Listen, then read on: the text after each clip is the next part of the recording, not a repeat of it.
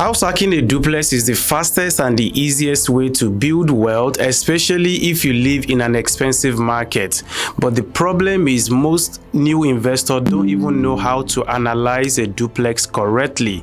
In this video, I walk you through step by step how to analyze a duplex property you're looking to buy, either for house hack or you want to just use it for a long-term rental without you living in the property. Now, unfortunately, after working with over 400 new investors, the number one thing that always stops them from taking action is not knowing how to properly analyze a duplex. And this is always the reason why they never take any action, or they are stuck in the analysis paralysis. Luckily for you, you are not one of them, because you're going to be watching this video, and at the end of this video, you will have enough tools in your toolbox to analyze property confidently that will allow you to take that action towards your financial freedom and building wealth through real estate. So in this video, I walk you through step by step. I even show you my Excel spreadsheet, and I give you a lot of nuggets along the line so that you can know how to analyze property and take action, and of course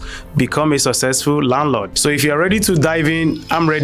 Let's go. Hi, if you're meeting me for the first time, my name is Wale Lawal, a former chemical engineer and oil and gas engineer turned real estate investor and a real estate broker.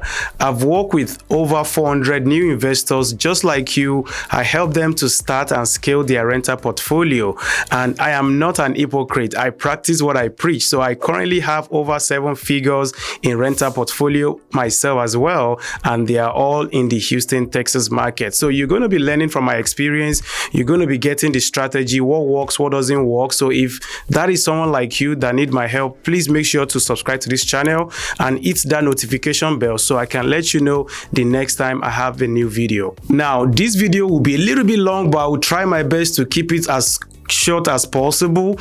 I drop a lot of nuggets here you don't want to miss, and I strongly recommend you watch the video till the end. I even gave you a bonus that you can take after watching this video and start taking action right away. Now, not knowing how to properly analyze your rental property, especially a duplex, will cost you a lot of money. It will cost you sleepless nights. You will probably overpay for that property. You probably might buy in a wrong location. You probably will end up working with an inexperienced real estate investor agent or a regular agent that does not know how to help you. Overall, you will end up buying a terrible deal if you don't properly know how to analyze a property. Now, if you master the skills of deal analysis, especially buying a duplex or house hack, you will be able to make a faster decision. You will be confident with the decision you're making, which means you'll be able to submit offer very fast. You will avoid just throwing several lowball offers on the sellers that never get accepted anyway, and you will start taking serious action, and trust me, within few months you will see a lot of results that you will have gotten yourself. Also, you're going to attract top investor agents that know how to add value to you, because they will see you as an educated buyer that know how to analyze deal, and that will make their life easier or make their job easier. But if you don't know what you're doing, most experienced investor agents don't want to work with you because they're just going to see you as another time waster. So knowing how to properly analyze a duplex will allow you to buy a property that fits into your goal and your buy box. You will not be wasting your time on properties that does not make sense, because you will easily be able to know if this is a deal or not a deal before you even pull up your Excel spreadsheet. Now, I typically consider 10 factors, 10 of them, before I actually submit an offer on a property, and I will run you through them quickly. Now, feel free to take note here or pause this video or watch it over and over again, because if you miss these 10 factors, you probably might end up buying a bad deal that you will regret. Number one is the location or the neighborhood. You really want to make sure that you put the address on the Google map. You drive, you use your mouse to, toggle around the neighborhood, the street, and see what is happening around it. Now, I warn you that sometimes this map could be 3-4 years back. So don't really judge the current situation like with the map you're seeing, but you might be lucky, you might see something that is just 1 year old. So if you see something that is 3-4 years old, obviously the neighborhood could have developed more because the map you're seeing is older. So just pay attention to that, but I will really look at the location. The next thing I will look is the subject property. I want to make sure the property itself is healthy. I want to know the condition of the property. I like to buy something new so I don't have to worry about maintenance. I also want to make sure the square foot and the property layout, the floor plan really makes sense. Now, after checking the property itself, I want to look at the rental demand in the area. What is the demand and supply for rentals?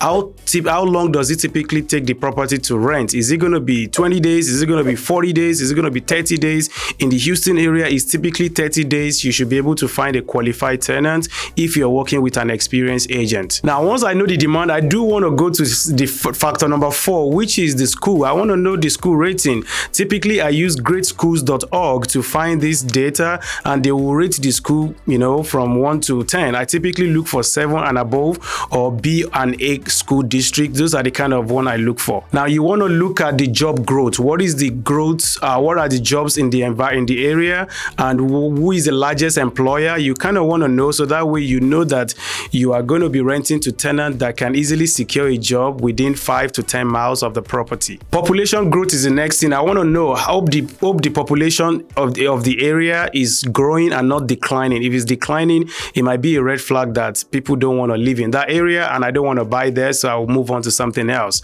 Now, you can use city data to get most of this information. Talk about the employment and the job growth. You can and the population. You can easily use citydata.com to find that information. Now, I also look for employment. Who are the employers in that area?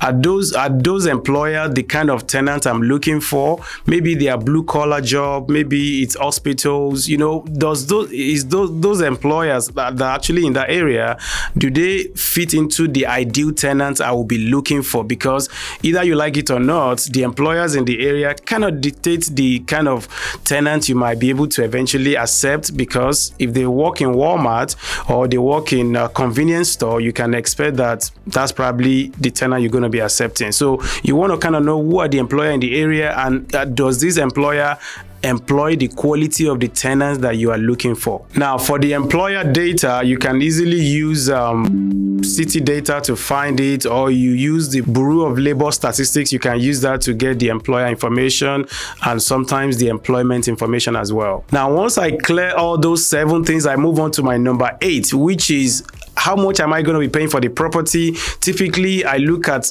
how long the property has been on the market. If it's been on the market for more than 30 days, trust me, I'm going there with maybe less than 5% or less. 5%, between 5 to 4% less than the asking price. But if it's new on the market, of course, I want to make sure I do my analysis very well and be able to offer them a competitive price, because it's new on the market. That's when the sellers have more leverage and the buyer have less leverage. The number 9 is actually one of the most important one, which is the monthly rent. What is the monthly rent I'm going to be getting for that property? So let's say we're buying a property of $800,000 for a duplex, and each of the units will only rent for $2,000. That means my gross rent per month is $4,000. So if I divide my $4,000 by the purchase price of $800,000, that is only 0.5% on the rent to price ratio, which it's not going to be a deal for me. And on the flip side, if I'm buying that same $800,000 duplex, but each unit are going to be renting for $4,000 or even $3,800 on each side, then if I divide it, the $4,000 times 2 will give me $8,000, right? Divided by $800,000, I'm buying it. That's 1%, which kind of make the 1% rule that most people always look for. The last factor you really need to consider is the flood zone. I want you to avoid flood zone. I don't buy in the flood zone except I'm getting a smoking deal, and even at that, I really make sure that I protect myself. I cover all the risk in my analysis to make sure that the price I'm paying for it and the upside of the property really outweighs the potential flooding that might happen in the property. Now, you can use msc.fema.gov to find flood information, and that should really help you to stay away from flood zone, or to know the flood category of the property you are buying. Now, before I get into the rental analysis, which I'm going to walk you through a real life example very soon, I do want to run you through a couple of rule of thumbs. The number one of them is what we call the 1% principle or 1% rule. Now, this is a very old rule that doesn't work again, at least for most of the major markets in the US. And if you do find it that it works, the property is probably very old and you're probably going to be doing a lot of renovation. So the 1% rule simply means that the monthly rent, the gross monthly rent you are collecting on the property divided by the purchase price of the property should be equals to 1% or more. That is what 1% rule means. The general idea is that if any property should check that 1% rule, most likely gonna cash flow, most likely will be a great investment property you should buy. Now, you still have to consider the location, you have to consider the condition, and you have to consider the schools. If it's in a terrible location and you check your 1% rule, that's probably why you check the 1% rule, because nobody wanna buy it. So the price is low enough to kind of catch up with the 1% of the rent. So that's one thing you should be aware of. Now, should a property check a 1% rule? Should you buy it? Should you not buy it? That is a decision you have to make, but it's a quick test that most investors like to quickly use before they pull up their Excel spreadsheets to start analyzing property. Now, the 1% rule actually does not work in major markets like your Silicon Valley, your Bay Area, some expensive part of New York, some part of Omaha. You can expect that some of these will not work.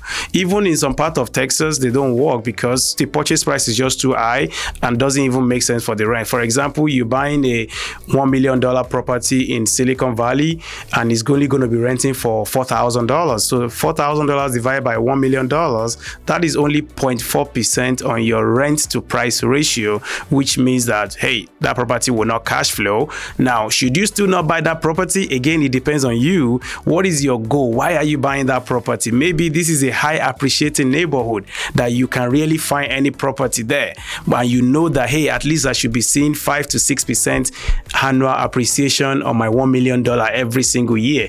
Of course, is that a decision you should make? Again, that will be a decision that you have to make. I cannot tell you what to do. You know yourself better, you know your situation, and you know your financial goals and what you're trying to achieve. And this is why most out-of-state investors, especially those guys from New York and California, they always run to Texas to buy, a less expensive properties. And sometimes they also go to the Midwest, like your Indiana, your Ohio. They go there as well to find cheaper property that will cash flow better for them. Of course, the appreciation will still not be the same as California or as New York or as Houston, right?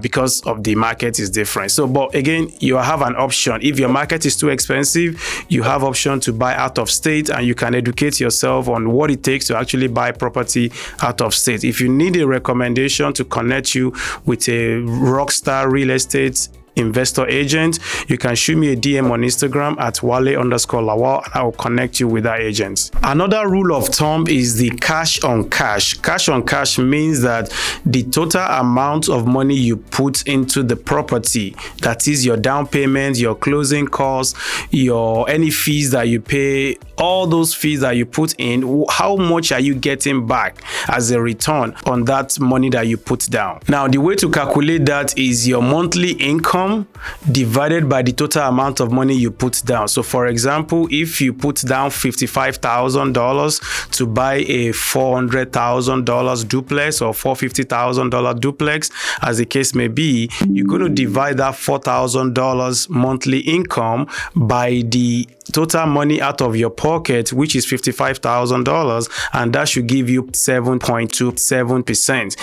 In all reality, and in most cases for most investors, any cash on cash of 7% and above will typically make sense for them, and it can be lower if the property is a class A property, highly appreciating neighborhood, a very, very competitive place that a lot of people want to live. Then the cash on cash will be less. Again, like the example I mentioned before, if you know your goal is, hey, I really want to hold this property for a long time, over time the rent will go up and you will get more cash on cash. But this is typically cash on cash from year 7% and above is typically a good opportunity to pursue. All right, so I'm going to be analyzing this duplex in Houston, Texas. This property is asking for $460,000, but as a local expert here, I know I can easily get this property for around $445,000, $450,000. So I'm just going to assume $10,000 less than the asking price. It's a new construction, 2025 built, or actually 2024 built. Coincidentally, I went to this property a few weeks ago. I was potentially looking to make an offer for someone.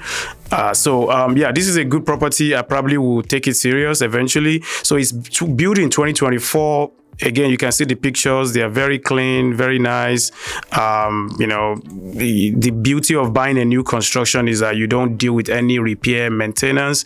You don't deal with anything, because relatively for the first 5 years, you should not be spending any money on both maintenance and both capex on this property. As a matter of fact, capex should be 7 years. You should not be spending any money on capex. Capex simply means your roof, your HVAC, your electrical, your plumbing, your siding, foundation. Those are what we call capital expenditure. Your water heater, those are what we call capital expenditure. As you can see, this is a beautiful duplex in the up and coming part of Houston, and they're asking for $460,000, which I know we can probably get it for $450,000. Oh, look at that bathroom. That's beautiful.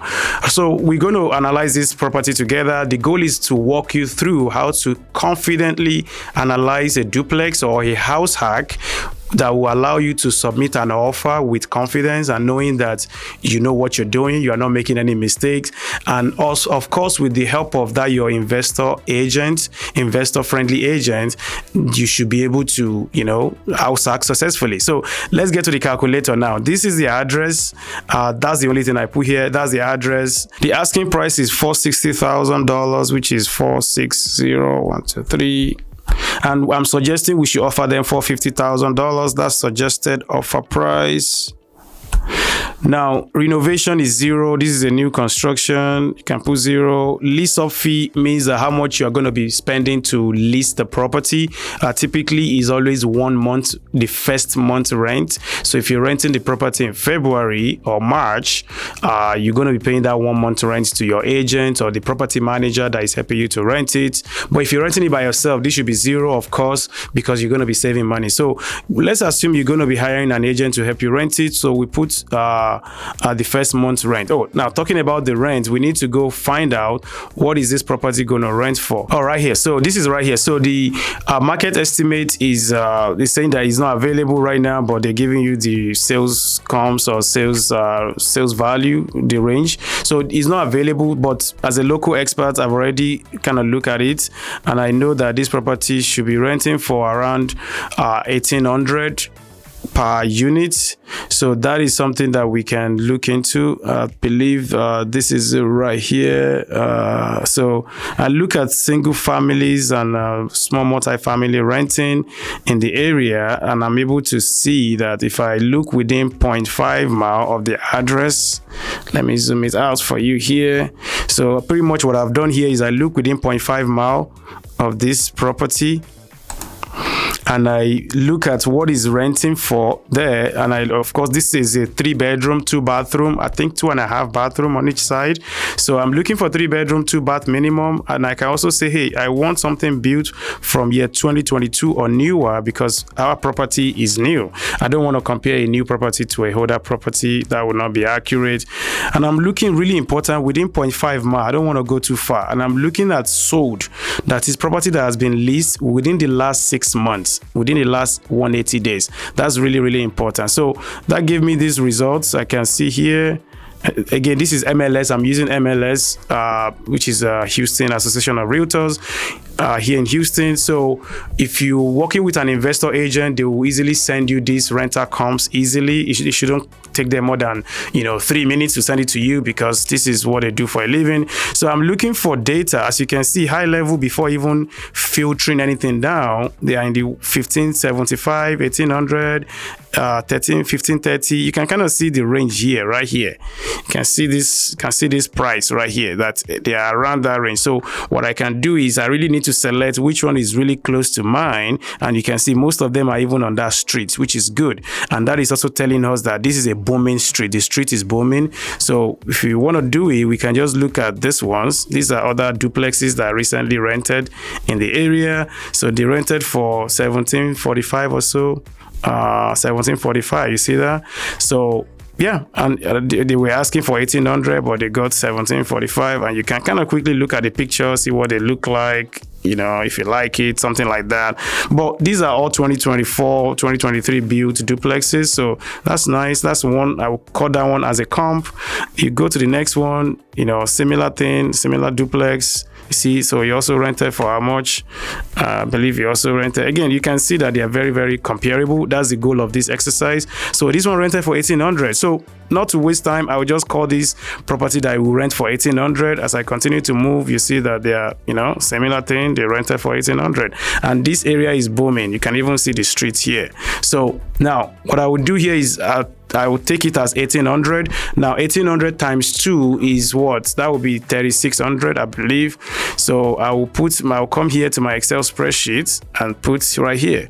Current rent, I would say, is 1800 for unit 1, 1800 for unit 2. If you want to put pro forma as well, if it's currently rented, you put what is renting here, what is renting for here. Let's assume maybe he's even renting for 1750 right now.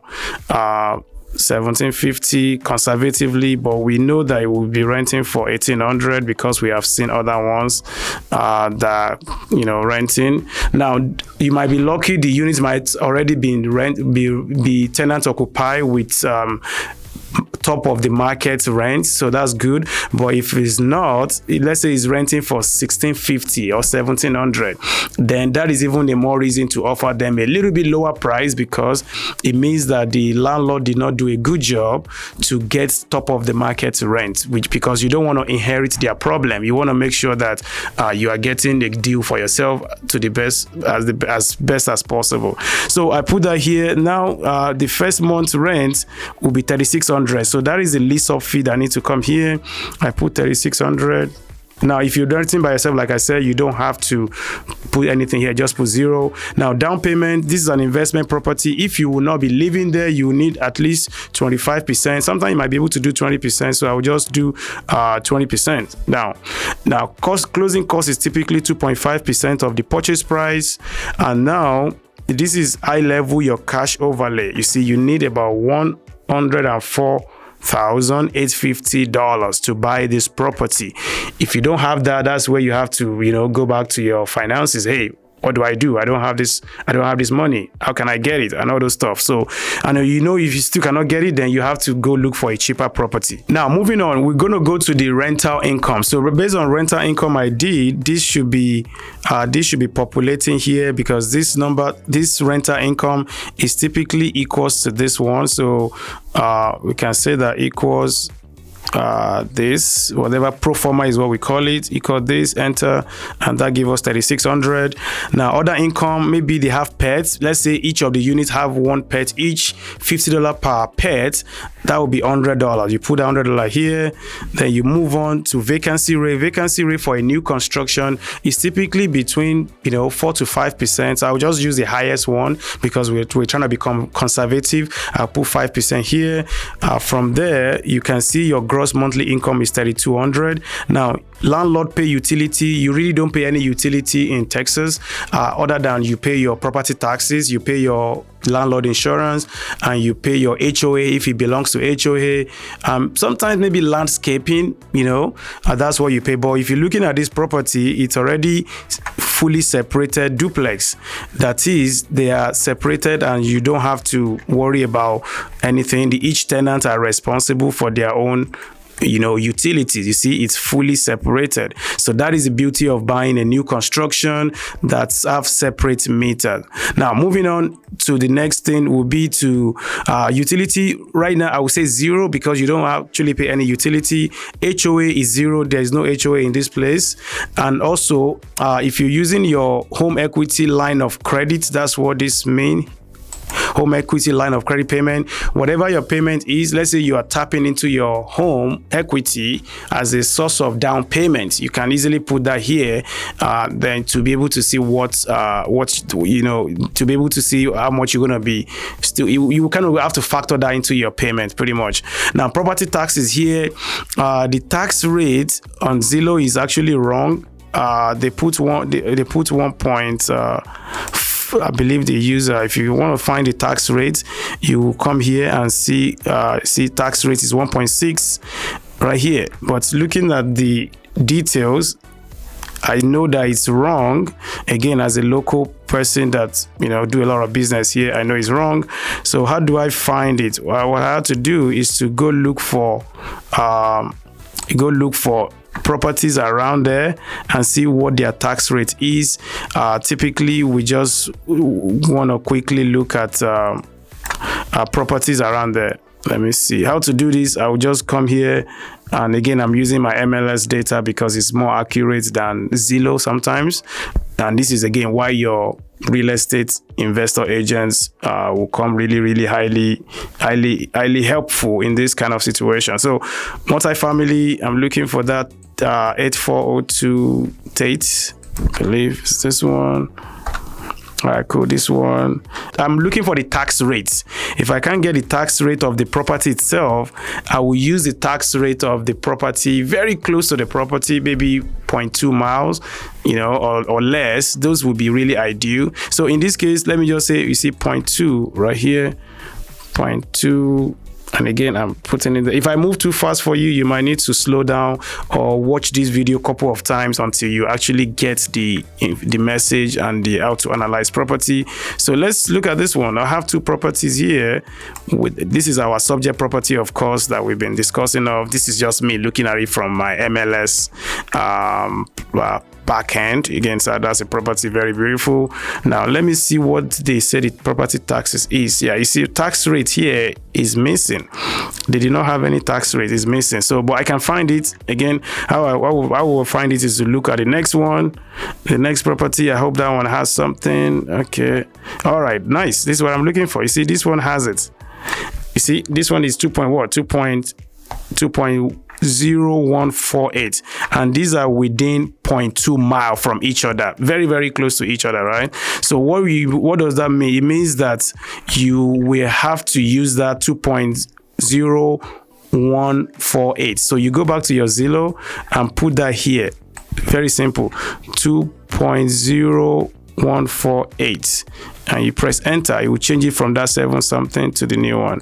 That's it. See, 9,268 is what I will really use as a tax rate. But in this case, we know we're actually buying it for less, right? So you can actually get, change it to 450 here. If you want to do that quickly, you can easily use your calculator here by coming back here and just say, hey, you know what? I'm buying it for $450,000. So that would be $450,000 multiplied by 0.020148. So that gave me $9,066. But in all reality, sometimes the county doesn't assess the property for the full value. You probably will be surprised that the county only say, hey, for the tax purpose, we are only going to be valuing this property at $400,000, and in that point you probably even paying less taxes. So but for the sake of analysis, we're just going to use that number. We said is 9066, and also you want to assume that property taxes will go up maybe every year with maybe at least 2% increase. All right, so insurance for this kind of property will be around what's it called, $150 per door. That would be $300 per door. And if you really want to get a super accurate insurance estimate, you can easily go use steadily.com.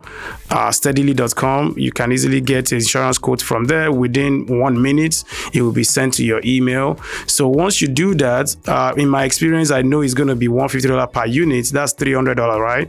With that $300, I will put that $300 here, but it's annual. So I have to multiply by 300 by 12.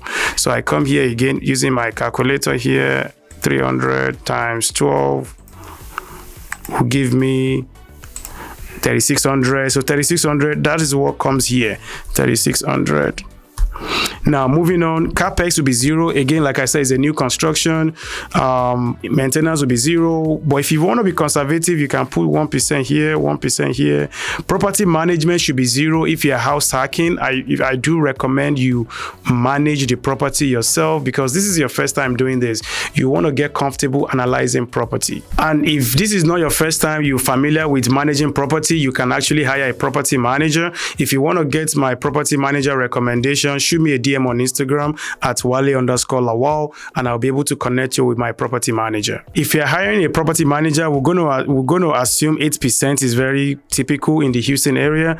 Now, you know that if you're hiring PM, all these are expenses. All these will be taking money out of your pocket.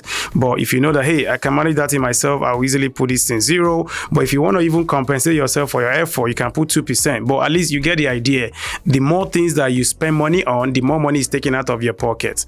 Now, anything in yellow is what you should change. If it's not in yellow, don't mess with it, because it's already been programmed. So now, moving on to the next one is the interest rate you are getting. Let's assume you're going to be getting 6.5% interest rate right there, and annual appreciation is about 4% in the Houston, Texas area. If you're buying a point from your lender, you put that point here as well. Let's assume you're buying 1 point to get 6.5. Now, if you do that, now you see you're going to be negative. You're negative $164. So anything in red means you're negative, but let's say you're not buying points, that you're able to get this 6.5% interest rate without buying any points, then you know you are negative. You're negative $164 still. Now, your loan amount is high because you are putting only 20% down. See, 20% down. And again, typical investment property will be putting 25% down. So if you change, so now you can have a high level. This is your analysis. Now you can mess around with things you want. If you want to move things around to see, hey, I know I can self-manage. I know I can get a 6% interest rate. I know I can put 25% down. Or maybe, hey, I know that rent should be renting for $1,850. Then you can start messing with the calculator, and that should give you a new number. So, but I'll just do the standard one that I know most people always do, which is 25% down right here. That gives us what? 25% down.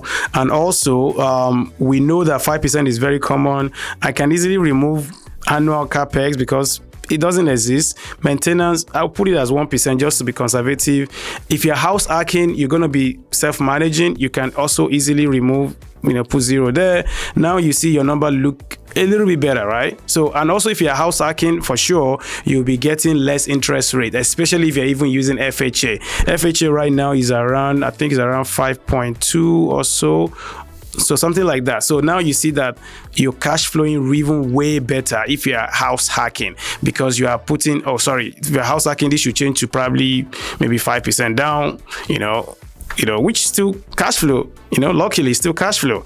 So with 5% down, you have $81 out of your pocket, in your pocket every month. Of course, assuming you are paying yourself the rent. If you're not paying yourself the rent, that means you can put zero here. If you put zero here, that means now you're going to be way negative, right?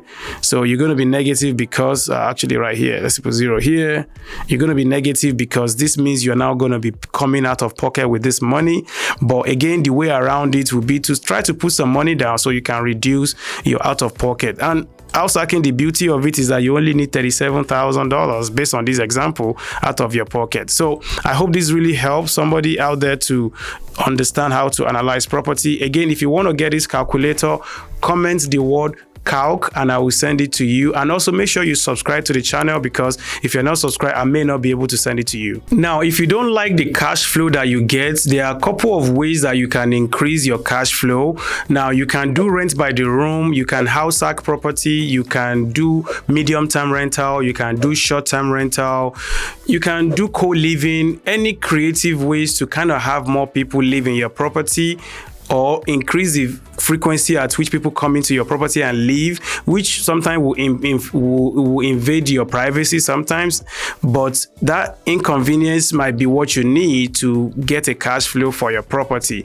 Now, if you're a long-term investor, of course, you're not going to be living there, so you have to assume that the number is what it is. You can put more money down, you can try to get lower interest rates to get to cash flow, you can try to negotiate a lower price, but in my experience, negotiating the price to a lower price, maybe 5,000, 10,000 less, does not really change the number so much. So the main thing is that interest rate and your down payment. And if you're going to be hiring a property manager or you're going to be self-managing your property, those three things right there, they're going to help you to either cash flow or not cash flow. Now, I must say that you have to think beyond cash flow as a long-term buy and hold investor.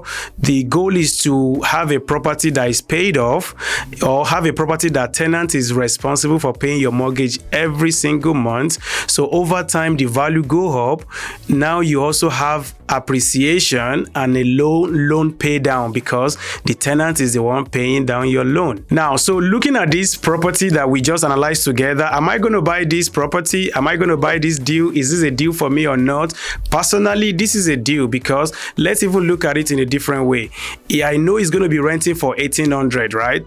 Per unit. So 1,800 times 2 will be 3,600. If I divide 3,600 by the purchase price of $450,000, that gives me what? That gives me around 0.8%. Now, if you're looking for more than 0.8%, you might say this is not a deal for you, but for me, based on my experience, based on what I know, based on the property condition, being a 2024 build, I know that this would be turnkey for me. It will be less headache. I don't have to worry about maintenance. I will buy this kind of deal all day long. So let me know in the comment section if this is a deal for you or not a deal. I really want to know what you're thinking, or you have a general real estate question, pop it in the comment section and I will make sure to personally reply you. Now, I do promise you that I will give you my calculator that I just walk you through for free. If you want to get this calculator, first of all, make sure you subscribe to the channel and comment the word calc in the comment section and I will send it to you. So if you finally watched this video to this point, you're probably serious about real estate investing or buying your first duplex or starting your real estate